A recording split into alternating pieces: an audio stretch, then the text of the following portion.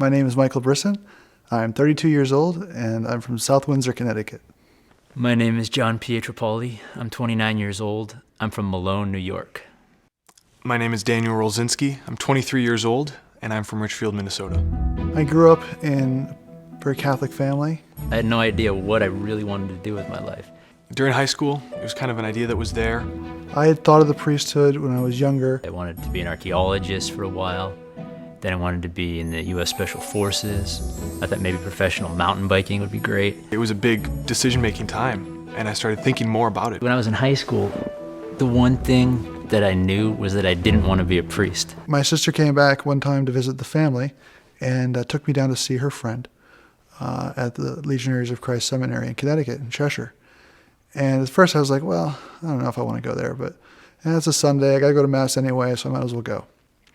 So we went down to the seminary, and I just remember walking into the chapel, and there were 120 young men, a little bit older than I was, all dressed in black.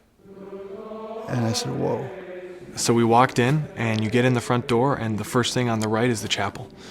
And we went in, and I remember going in, and it was full of all the brothers there. They were praying the Liturgy of the Hours, singing Gregorian chant, and it was something I'd never in my life seen before, or witnessed, or heard, and it was beautiful.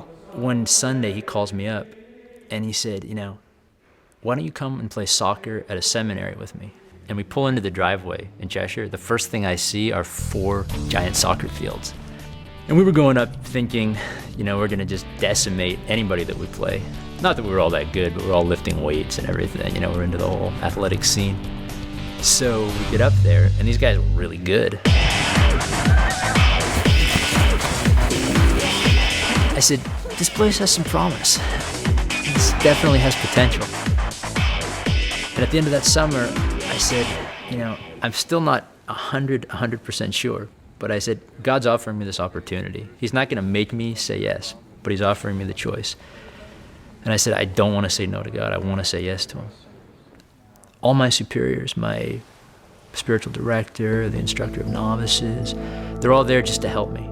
They're there to help me really discern, is this what God wants me to do with my life?